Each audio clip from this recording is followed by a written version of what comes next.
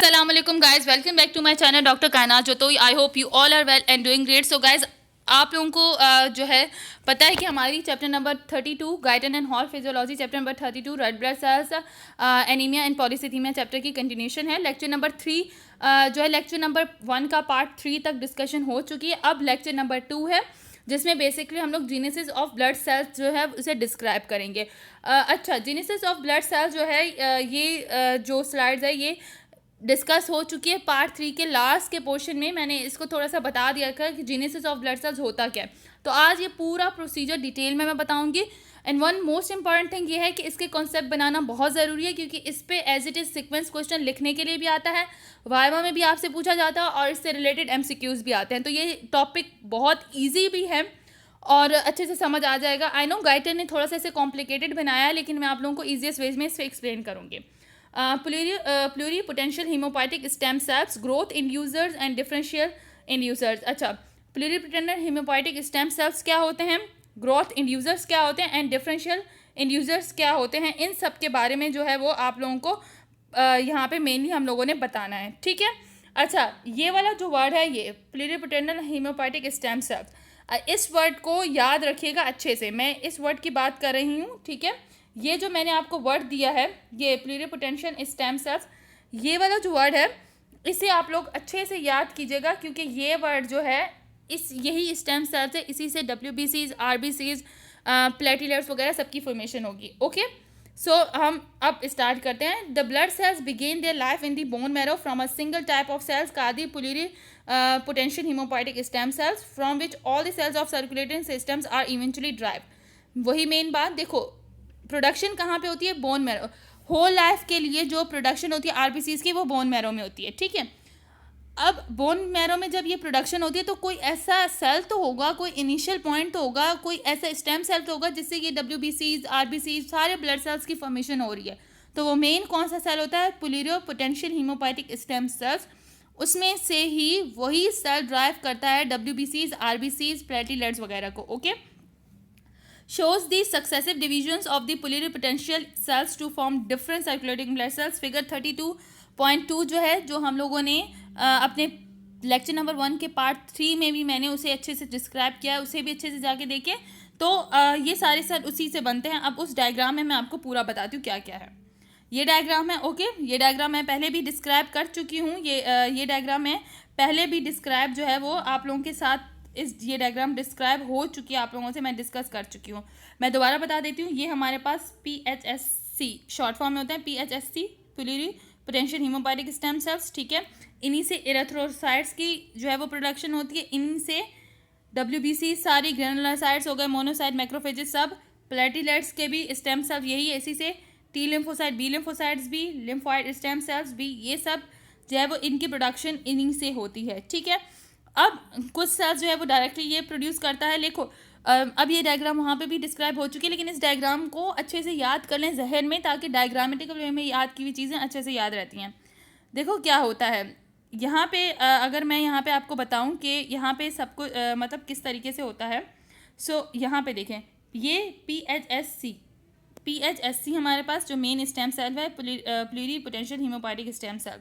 इससे हमारे पास क्या बनता है, कॉलोनी फॉर्मिंग क्या बनती है, यूनिट्स. ठीक है. कॉलोनी फॉर्मिंग यूनिट्स बनते हैं. ठीक है. ये फिर इनके ऊपर कुछ इंड्यूसर इफेक्ट करते हैं कि अब इसे कॉलोनी फॉर्मिंग जो यूनिट है स्प्लीन में, इसने अब WBCs को बनाना है. ठीक है. या इरेथ्रोसाइट्स को बनाना है या इसमें से प्लेटलेट्स ने बनना है, वो इसे खुद बताता है. ठीक है. अब ये मतलब PHS बनेंगे. ठीक है. इनमें से SCFUS बनते हैं स्प्लीन में. ये फिर ये इसके ऊपर कुछ इंड्यूसर्स एक्ट करेंगे तो वो फिर किसकी प्रोडक्शन, फिर वो इंड्यूसर्स बताते हैं. मीन्स कि कोई भी स्टिमुलाई समझ लें आप सिंपल वर्ड में कि वो इंड्यूसर्स आते हैं, वो इसे बताएंगे कि अब इस सेल को RBCs में चेंज होना है या ब्लड WBCs में चेंज होना है या प्लेटलेट्स में चेंज होना है. ठीक है.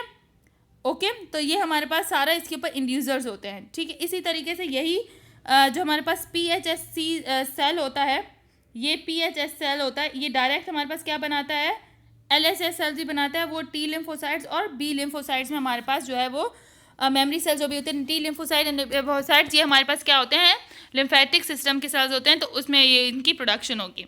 तो अब इस पूरी डायग्राम को लाइन बाय लाइन वर्डिंग में जिस तरीके से गाइडन ने डिस्क्राइब किया है वो डिस्कस करेंगे। Okay, all these cells produce a small portion of them remains exactly like the original pluripotent cells and is retained in the bone marrow to maintain a supply of these although their numbers diminish with age। अच्छा, अब ये main point है। इस diagram में आप लोगों ने देखा,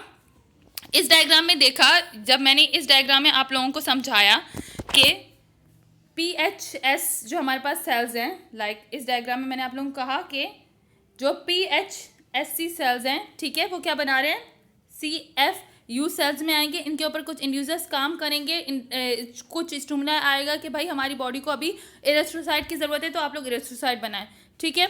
कुछ इंड्यूसर्स आएंगे कि नहीं हमें जो है वो WBCs की ज़रूरत है, तो ये डायरेक्टली WBC भी बनाना शुरू कर देगा अपने प्रोसीजर के साथ। कुछ कहेंगे नहीं कि अपने LH सेल्स जो है उनको स्टिमुलेट करो और हमें लिम्फोसाइट्स दो, ठीक है। अब ये तो होती रही, ओके, ये सारा सिस्टम चलता रहेगा और टाइम के साथ इन PHS सेल्स में भी कमी होती है, ठीक है, इन PHS सेल्स में भी कमी होती है टाइम टू टाइम, अपने टाइम के हिसाब से। इनके अंदर जाहिर सी बात है हमारी एज चेंज हो, हमारी एज फैक्टर्स इस पर इंड्यूस करते हैं और इनकी प्रोडक्शन बोन मेरो में जो है वो कम हो जाती है एज के साथ। लेकिन क्या होता है कि जो फर्स्ट लाइन मैंने अभी डिस्क्राइब की उसमें क्या है कि PHS सेल जो होते हैं ना वो अपनी, मतलब जो यहाँ पे मैंने आप लोगों को diagram, as these cells produce a small portion of them remains exactly like the original pluripotent cells and is retained in the bone marrow to maintain a supply of these although their numbers dim। इस line का ये मतलब है कि ये जो प्लूरिपोटेंशियल हेमोपोइएटिक PHS sales होते हैं ये अपने जैसे ही कुछ सेल्स जो है वो बनाते हैं, ठीक है। जब ये सारा प्रोसीजर हो रहा होता है तो ये PHS जो हमारे पास है मीन्स के ये माइटोटिक समझ लें कि माइटोसिस के डिवीजन करके अपने सेल्स भी बना के रखते हैं थोड़े से, ताकि बोन मैरो में एज फैक्टर्स के हिसाब से जब भी प्रोडक्शन इनकी कम होगी तो ये ओरिजिनल सेल्स उस वक्त हेल्प करेंगे और न्यू हमारे पास RBCs, WBCs एंड लिम्फोसाइट्स हमारे पास बनना स्टार्ट होंगे, ठीक है। तो इस डायग्राम में अब आप लोगों को समझ आ गया होगा कि इस डायग्राम में ये सेल्स क्यों बन रहे हैं, ऐसे ही अपने सिमिलर सेल्स क्यों बना रहा और ये सेल्स रिमेन कहाँ पर रहते हैं, बोन मैरो में, ओके। अब आई होप समझ आ गई होगी। आगे चलते हैं। Most of the reproduce cells however differentiate to form the other cells type shown to the right in figure. बाकी जो सेल्स होते हैं वो फिर डिफरेंशिएट हो जाते हैं और फिर अपने नए सेल्स बनाते हैं, उन्हें RBCs बनाए हैं तो RBCs वरना WBCs, यहाँ पे lymphocyte. In the intermediate stage cells are very much like the pluripotent stem cells even though they have already become comminuted to form a particular line of the cells and are called the comminuted stem cells। अच्छा, intermediate state बनती है PHSC के बाद हमारे पास कौन सी stem cells बनते हैं, colony forming sales, means के उसी की तरह के दूसरे वो सेल्स बनाता है जिन्हें हम लोग कॉमेटेड स्टेम सेल्स कहते हैं। कॉमेटेड स्टेम सेल्स मींस के यहाँ पे ये वाले जो है colony forming stem cells means के ये वाले सेल्स PHS ने एक अपने जैसे बनाया और दूसरा CFUS मींस के वो कॉमेटेड स्टेम सेल्स बनाता है जिनकी खुद प्रॉपर्टीज़ इन्हीं के साथ ही जो है वो सिमिलर होती हैं थोड़ी बहुत। आगे चलते हैं। The differential committed stem cells when grow in culture with produce colonies of specific type of blood cells.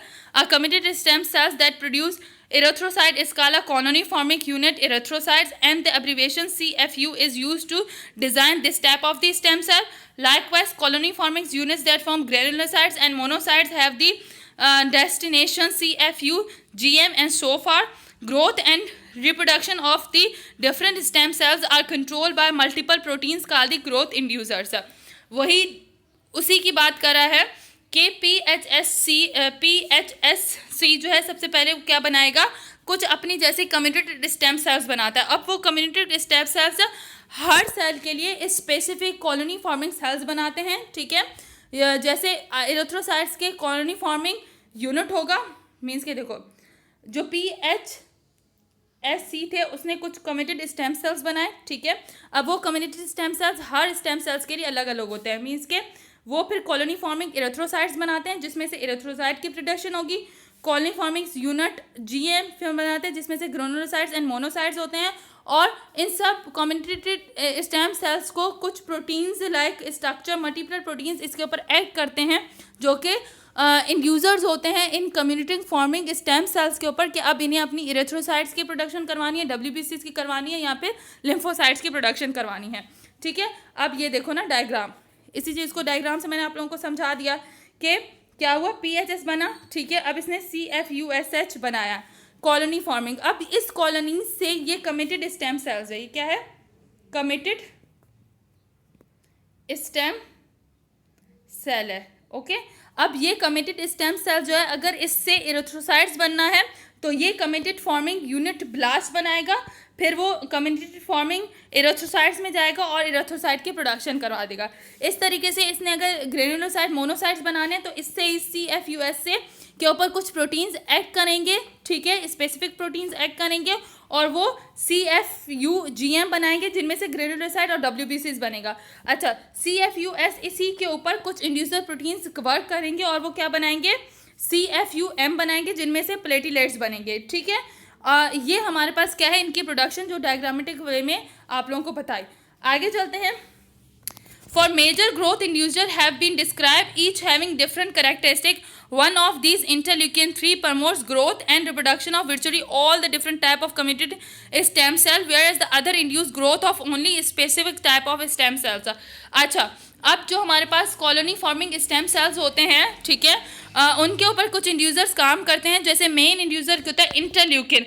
अगर इंटरल्यूकिन हमारे पास कॉलोनी फॉर्मिंग जो हमारे पास यूनिट है उसके ऊपर एक्ट करेगा, यहाँ पे जो इंटरल्यूकिन यहाँ पे दिया गया है, तो इंटरल्यूकिन अगर उसके ऊपर इफेक्ट करेगा उस CFU के ऊपर, कॉलोनी फॉर्मिंग यूनिट्स के ऊपर, तो फिर वो सब सेल्स की प्रोडक्शन करवा सकता है। मीन्स के WBCs भी बन सकती हैं, RBCs भी बन सकती हैं, और जो हमारे पास प्लेटिलेट्स का फंक्शन है वो भी बन सकता है। ठीक है, लेकिन दूसरों के लिए कुछ दूसरे इंड्यूसर्स होते हैं जो कि स्पेसिफिक सेल्स को ही इंड्यूस करवाते हैं। फॉर एग्जांपल, अगर कोई प्रोटीन ऐसा होगा जो सिर्फ और सिर्फ इंड्यूस करवाएगा CFU को कि वो इरेथ्रोसाइट की प्रोडक्शन करवाए, तो सिर्फ CFUE बनाएगा और उसमें से इरेथ्रोसाइट की प्रोडक्शन हो जाएगी। ठीक है, Each of these cause one type of committed cells to differentiate one or more step towards a final added blood cells. अच्छा, फिर फाइनल स्टेप्स होती है, ठीक है, जो कि ब्लड सेल की प्रोडक्शन करवाती है। मीन्स कि इस पूरी स्लाइड में वो ये कह रहा है कि इंटरल्यूकिन-3 आया, इंटरल्यूकिन-3 ने इसके ऊपर एक्ट किया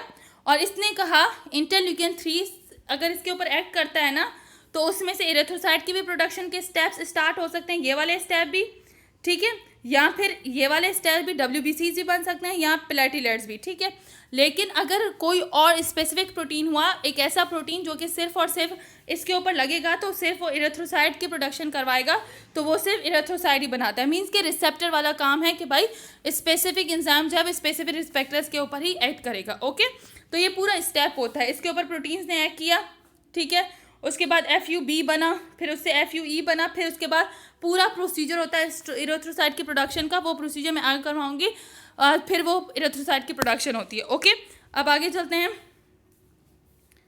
आगे है formation of the growth inducer and different inducer, it's control by factors outside the bone marrow.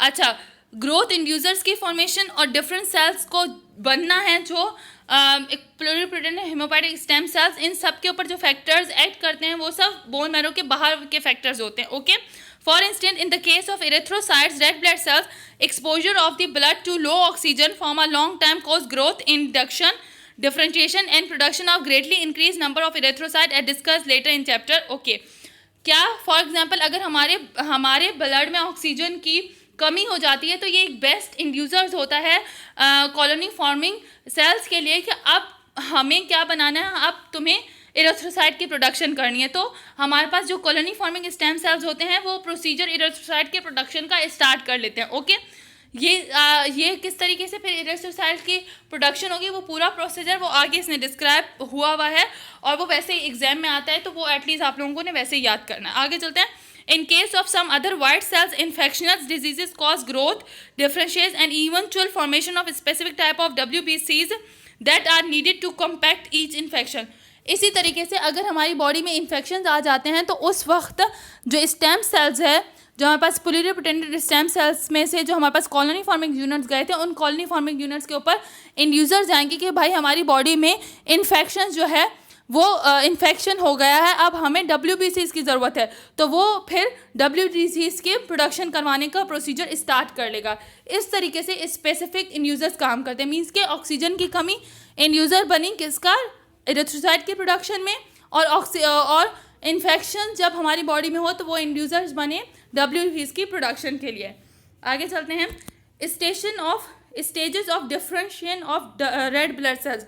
अब वो रेड ब्लड सेल्स बनेंगे कैसे, ठीक है, अब वो रेड ब्लड सेल्स बनेंगे कैसे, उसका पूरा प्रोसीजर जो है वो डिस्क्राइब करेंगे। ओके, अब मैं एक बार ना इस जेनेसिस ऑफ ब्लड सेल का आप लोगों को जो है समरी दे दूँ, ताकि आप लोगों को समझ आ जाए कि जेनेसिस ऑफ ब्लड सेल में क्या पढ़ा। सारी थ्योरी को भूल जाओ, एक बार सारी थ्योरी को भूल जाओ, ठीक है। इस डायग्राम को हम लोग अब क्या करते हैं, समराइज करते हैं, ताकि जो चीज़ें आपके माइंड में हो वो याद रहे। अगर आपका फिजियो में क्वेश्चन आ गया कि जेनेसिस ऑफ ब्लड सेल को डिस्क्राइब करें, तो आप लोग अगर ये डायग्राम बना देंगे ना एज इट इज़, ठीक है, डायग्राम बना के और थोड़ी सी थ्योरी लिख देंगे ना, टीचर आपको फुल मार्क्स देगा। क्यों? क्योंकि आपने पूरी सी चीज़ वहाँ पे समराइज कर दी है, और वाइवा में भी आप इसे इजीली कर सकते हैं। आपने क्या याद रखना है, आपने कहा कि हमारी बॉडी में, आपने क्या कहा, आपने कहा कि भाई हमारी बॉडी में बोन मैरो में जो है वो ब्लड सेल्स की प्रोडक्शन होती है, ठीक है। वहाँ पे हमारे पास स्टेम सेल्स कौन सा होता है, PHSC। PHSC जो है वो हमारे पास स्टेम सेल है, ठीक है, ये स्टेम सेल है, और ये क्या करता है, बोन मैरो में ही कुछ अपने जैसे सेल्स बना देता है। पहले कुछ अपने जैसे सेल्स बोन मैरो में बना देता है। क्यों बनाता है? वो इसलिए बनाता है कि एज के साथ जब PHS की कमी होगी तो उस वक्त ये सेल्स, ओरिजिनल सेल्स जो है वो आगे ब्लड सेल्स की प्रोडक्शन करवाएंगे, ठीक है। अब PHS सेल जो है वो इसी के साथ दूसरे सेल्स बनाता है, जिन्हें हम लोग CFUS, colony forming unit spleen के, ये CFU बना देता है, ठीक है। अपने जैसे थोड़े से सेल्स, थोड़ी सी कैरेक्टरिस्टिक इसके अपने सेल्स जैसी होती हैं। अब इस CFU पे कुछ इंड्यूसर्स जो हैं वो इंड्यूसर्स आते हैं, ठीक है, कुछ इंड्यूसर्स आते हैं। फॉर एग्जांपल इंटरल्यूकिन 3 आया, इंटरल्यूकिन, ठीक है, 3, इंटरल्यूकिन 3 इसके ऊपर एक्ट किया। अब इंटरल्यूकिन 3 अगर इसके ऊपर एक्ट करेगा ना, मीन्स कि इसको स्टिमुलाई मिला, ये स्टिमुलाई के तौर पर आया CFU पे। सो अगर इंटरल्यूकिन 3 इसके ऊपर आया तो ये इरेथ्रोसाइट प्रोडक्शन और ग्रेनुलोसाइट्स WBC की प्रोडक्शन और प्लेटलेट्स, लिम्फोसाइट्स सब की प्रोडक्शन स्टार्ट कर देगा, ठीक है, कि भाई बॉडी को सब सेल की ज़रूरत है, तो ये सब प्रोसीजर जो है वो स्टार्ट हो जाएंगे बनना। लेकिन अगर क्या हुआ कि अब क्या हुआ, ठीक है, अब ये हुआ कि अब सिर्फ और सिर्फ स्पेसिफिक आया। अब हमारे पास भाई बॉडी ने एक स्टिमुलाई भेजा कि ऑक्सीजन की, हमारे पास जो है वो ऑक्सीजन की कमी हो गई है, ऑक्सीजन डिक्रीज हो गई है, तो इसके ऊपर ये इंड्यूसर आया। अब ये सिर्फ और सिर्फ इरेथ्रोसाइट की प्रोडक्शन के प्रोसीजर स्टार्ट कर देगा। ये क्या करेगा, CFU बनाएगा, उसमें से CFE बनेंगे और फिर इरेथ्रोसाइट की प्रोडक्शन स्टार्ट हो जाएगी। इस तरीके से अगर हमारी बॉडी में इन्फेक्शन ज़्यादा हो गई तो इन्फेक्शन होने के नतीजे में ये CFU जो है इसने ये शुरू कर देगा WBCs की फॉर्मेशन, ग्रेनुलोसाइट्स, मोनोसाइट, मैक्रोफेजेस, इनकी प्रोडक्शन जो है वो स्टार्ट कर देगा, ठीक है। तो ये सारा क्या था, genesis of the blood cell. Genesis of blood cell में ये डायग्राम मोस्ट इंपॉर्टेंट है। अब मैंने इतनी ईजी कर दी है कि आप लोगों को ये अच्छे से याद हो जाएगी। अब हम लोग नेक्स्ट लेक्चर में पढ़ेंगे कि इसमें से CFU में से जब इसके ऊपर ऑक्सीजन की कमी हुई तो इरेथ्रोसाइट बने कैसे। ये हम लोग नेक्स्ट लेक्चर में डिस्क्राइब करेंगे। आई होप आपका लेक्चर, आप लोगों को आज का लेक्चर आप लोगों को अच्छे से समझ आ गया होगा। जेनेसिस ऑफ ब्लड सेल्स को मैंने बहुत ईजीएस्ट वे में आप लोगों को समझा दिया है। यह डायग्राम भी अब आप लोगों के लिए गाइडेंस से समझना मुश्किल नहीं होगी, ठीक है। सो गाइज टिल दैट अल्लाह हाफिज़। अगर फिर भी कोई क्यूरी हो और इसी लेक्चर को दोबारा से रिपीट करवाना हो तो कमेंट कर दीजिएगा, मैं दोबारा से इस लेक्चर को जो है वो रिपीट कर दूंगी। इसी तरीके से मेरी वीडियोस को लाइक करें, शेयर करें और मेरे चैनल को सब्सक्राइब करें, ताकि मैं आप लोगों के लिए और वीडियोस जो है अपलोड कर दी रहूँ। टिल दैट अल्लाह हाफिज़ गाइज।